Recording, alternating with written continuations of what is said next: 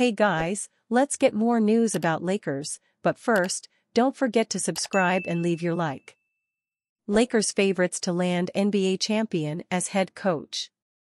Former Bucks coach Mike Budenholzer has emerged as the betting odds-on favorite to succeed Darvin Ham as the next Lakers head coach. The Lakers head coaching seat, one of the most high-profile jobs in sports, typically requires a coach with a lot of cachet. Budenholzer, the only active coach in the NBA besides Greg Popovich to win multiple Coach of the Year awards and an NBA championship, has the resume to coach the Los Angeles-based club. Budenholzer, who started his career as a video coordinator with the Spurs, coached the Hawks for 5 years between the 2013-14 and 2017-18 seasons.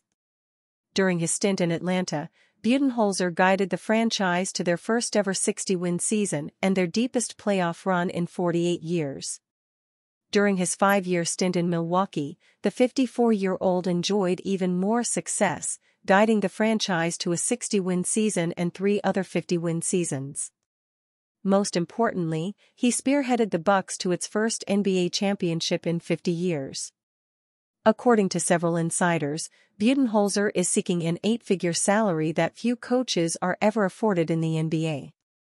The departing Ham, for example, agreed to a contract worth $5 million per year when he signed with the franchise in 2022.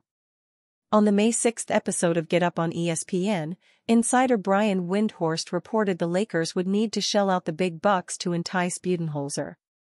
It's going to take 8 figures a year to hire Mike Budenholzer, Windhorst said. That's where you have to start. Plus, Mike Budenholzer typically wants to have a lot of say on roster construction and have a lot of control. We'll see if the Lakers will be willing to offer that to him. ESPN's Stephen A. Smith has urged the Lakers to pony up top dollars for a high-profile coach rather than settling for debutantes, such as J.J. Redick, or assistant coaches from other franchises such as Charles Lee of the Celtics. I don't care if I have to call Jeannie Buss myself, you've got to pay, Smith said on the May 7 episode of First Take on ESPN. You can't be cheap. You can't do that. You've got to come out pocket to get the kind of coach you want. Since LeBron James joined the Lakers in 2018, the franchise has dismissed 3 separate coaches, Luke Walton, Frank Vogel and Ham. As such, many have labeled the Lakers' coaching job as merciless that some could be afraid to take up, especially younger coaches trying to make their mark in the NBA. To that end, Redick, who has the second shortest odds to succeed Ham, could be walking into a buzzsaw in his first job as a head coach in the NBA. ESPN analyst Jay Williams explained why Redick would be better off taking the job with the Hornets. Are we realistically talking about J.J. Redick having an opportunity to become the Lakers coach? If you're J.J. Redick, is that the job you want for your first head coaching position?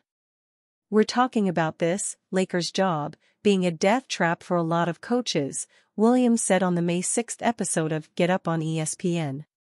The Lakers are expected to announce their next head coach before the June 26, 27 NBA draft. Typically, franchises take a coach's input as it pertains to drafting, scouting and free agency decisions. LeBron James details massive prediction about Michael Porter Jr. LeBron James has praised Michael Porter Jr. for his crucial role in the Denver Nuggets' success, saying he was the key factor in their first-round NBA playoff series win over the Los Angeles Lakers. Michael Porter's the one who kicked our ass. He kicked our ass, James said. Do you remember when we talked about having luck to win a championship? Denver is a case for that. There's no way, coming out of high school, before the back surgery, that Michael Porter would even be in Denver. Porter averaged 22.8 points and 8.4 rebounds per game against the Lakers, shooting 48.8% from three-point range.